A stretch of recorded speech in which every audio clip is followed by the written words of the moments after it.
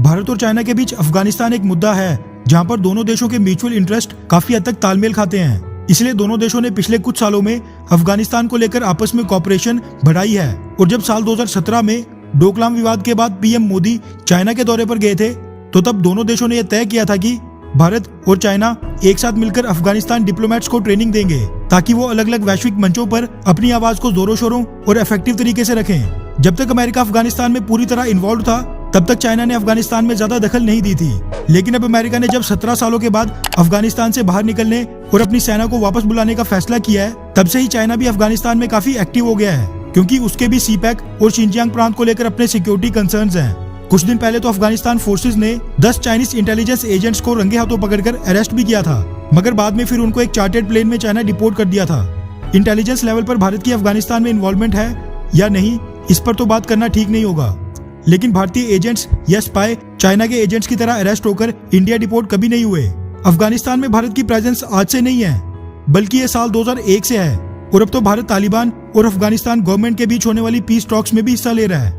भारत का कंसर्न ये है कि तालिबानी गुटों पर पाकिस्तान का प्रभाव ज्यादा है, वहीं अफगानिस्तान सरकार के साथ भारत के रिश्ते अच्छे हैं। लेकिन जब अमेरिका अफगानिस्तान से फाइनल पीस टॉक्स के बाद पूरी तरह निकल जाएगा, उसके बाद अफगानिस्तान में गवर्नमेंट और तालिबानियों के बीच पावर शेयरिंग को लेकर बड़ा संघर्ष होने वाला है। और अगर उस पावर शेयरिंग में तालिबानी तत्व डोमिनेटिंग रहे तो फिर नई अफगानिस्तानी गवर्नमेंट में पाकिस्तान का पूरा दबदबा रहेगा और फिर पाकिस्तान तालिबानी आतंकवादी गुटों का इस्तेमाल भारत के खिलाफ भी कर सकता है। अमेरिका के एक समय पर अफगानिस्तान में 13,000 सैनिक थे, जो कि साल 2020 के शुरुआत में ट्रंप एडमिनिस्ट्रेशन ने कम करके 5,000 तक कर दिए थे। और अब अमेरिका अपने ट्रूप्स 5,000 से कम करके 2,500 तक कर चुका है। भारत और अफगानिस्तानी सरकार दोनों इतनी जल्दी और अचानक पीस टॉक्स के बीच में ही इतनी बड़ी संख्या में अमेरिकन ट्रूप्स के रिडक्शन के फेवर में बिल्कुल नहीं थे।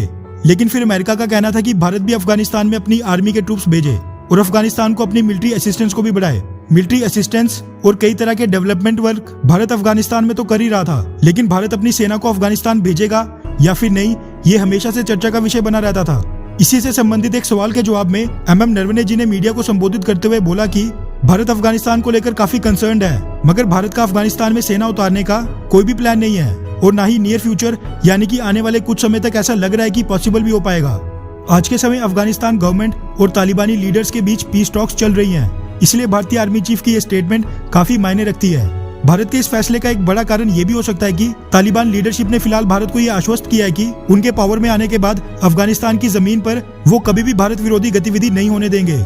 मगर तालिबानियों पर विश्वास बिल्कुल नहीं किया जा सकता, क्योंकि अभी पीस डील के बीच में भी अभी भी अफगानिस्तान के गुरुद्वारे से लेकर शहरों में कई बड़े हमले हो रहे हैं। भारत को अफगानिस्तान में अपनी सेना भेजनी चाहिए या फिर नहीं, इस पर भी भारत के एक्सपर्ट्स दो राय रखते हैं। कुछ का कहना है कि भेजनी चाहिए और कुछ एक्सपर्ट्स का कहना है कि पीस टॉक्स खत्म होने तक वेट करना चाहिए। फिलहाल तो भारत पर पाकिस्तान और चाइना से 2 फ्रंट वॉर का खतरा मंडरा रहा है, लेकिन आपको क्या लगता है कि भारत को अफगानिस्तान में अपनी सेना को भेजना चाहिए या फिर नहीं? नीचे कमेंट करके अपनी राय जरूर बताएं। अच्छा सुनो, चैनल को सब्सक्राइब करो, उसके बाद घंटी बजा देना ताकि अगली वीडियो आपसे मिस ना हो पाए। Thank you.